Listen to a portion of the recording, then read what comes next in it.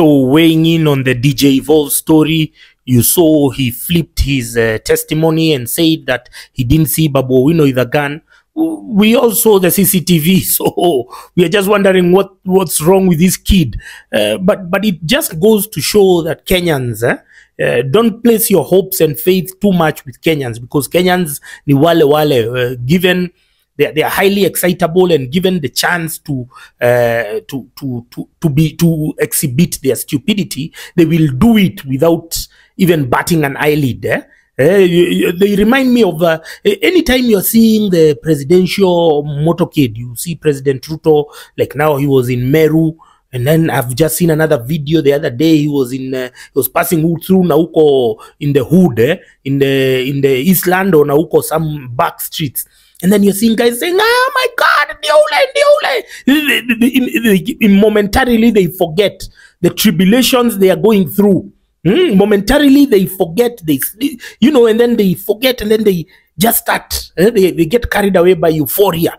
They get carried away by that wave, which is what happens during every election. So the key here is to trigger that wave. So they will have their media. They will have what? So DJ Evolve momentarily forgot the pain, the suffering, the disability. He has been artificial disability caused by another man-made.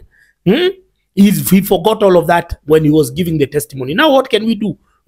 What can you do? Even if you get angry, it's him. He's done that. I don't know whether a few years from now he will recant his testimony based on what the glaring evidence. Everyone saw what happened. But anyway, sini shauri yake. Like, you guys have done your best. You always make him trend. This MP saying he has spent, I don't know how many millions. Who is asking him how much he has spent?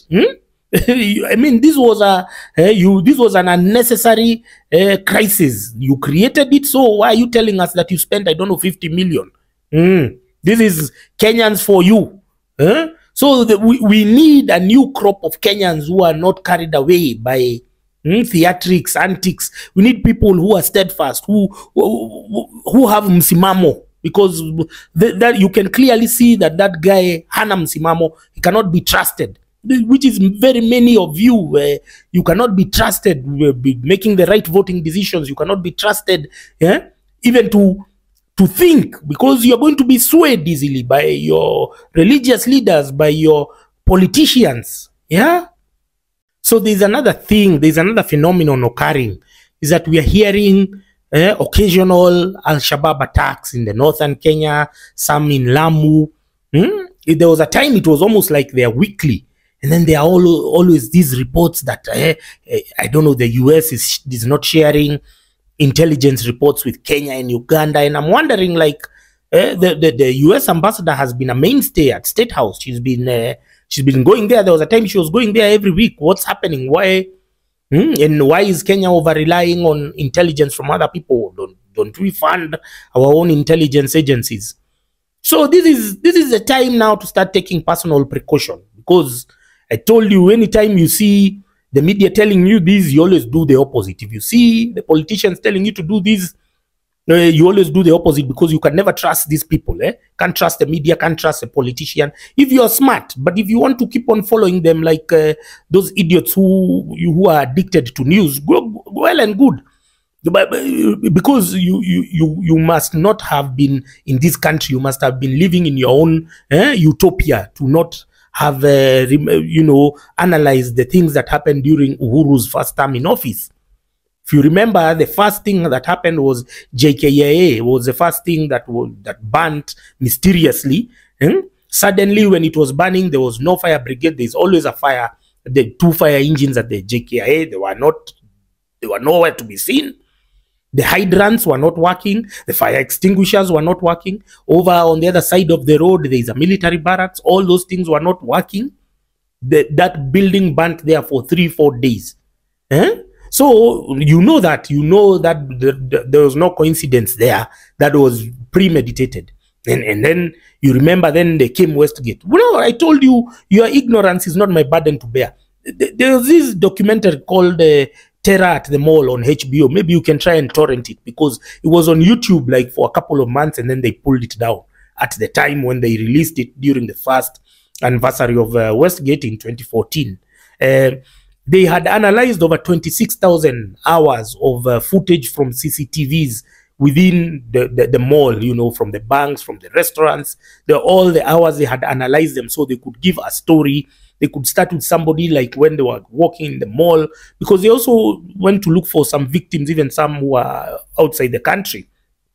And it showed, like, after that, everything, first of all, the Reke squad had already handled everything. And then everything, there was I don't know who switched the orders, I don't know what. Then you watched, and then those guys, they had the footage that on the same day by 5 p.m., 6 p.m., those terrorists had left that facility. I don't know where they sneaked out to.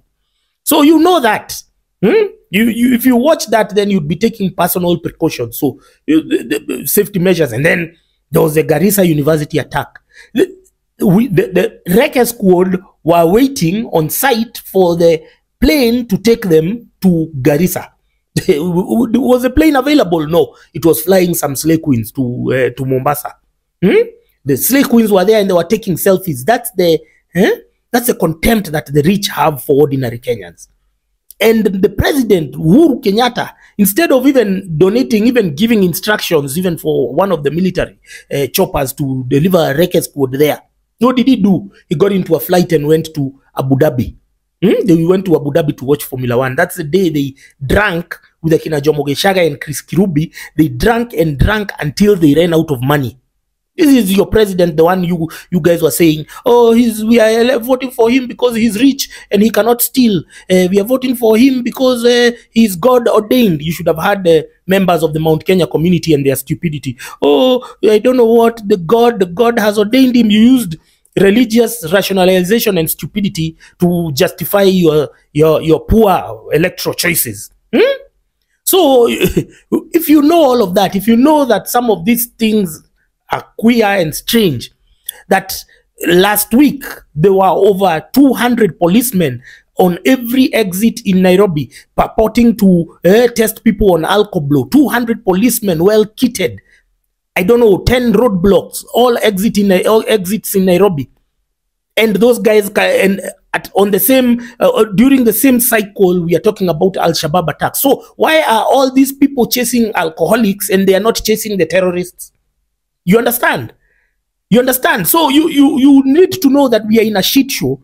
These people pretend that they care about you, but they only care about your money. They only care about you for as long as you can be able to grease their palms. Yeah? And we have Al-Shabaab attacks, and then we have Al-Qoblo. We have, like now on a Friday, they are planning how they are going to extort your money. These guys are nowhere to be seen when you call them during an emergency. Where are they when those Al-Shabaab attacks are happening? Why can't we redistribute those resources? Those traffic policemen who are arresting people for alcohol, can't we first solve one problem? Yeah, well, let's solve one problem. Can't we solve the terrorism attacks? And then there was this list that was released by Pauline Njoroge about the appointments in the Ruto's administration. There was that list, and they were very angry and saying. And then I remember there was a very old article by Macharia Gaido saying you cannot put the war on terror and Aden Duale in the same sentence. You understand? So this is the time for you as an ordinary citizen to take personal measures. I'm not telling you what to do, what not to do. Take personal measures, because you can't trust these guys. Guys who bring out alcohol police, over 200 police in the streets, and there are still terrorist attacks. What are their priorities? What are their priorities as a country? As a security organs, what is their countries arresting? Their priorities arresting a couple of drunks.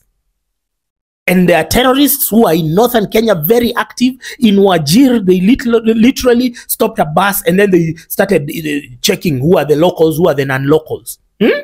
It is so, it's almost like every week now, and these guys are the same guys who are flooding your streets, pretending that they care about you because of alcohol. Why can't you send these same policemen to northern Kenya? So exercise personal precaution, avoid crowded spaces, do what is necessary.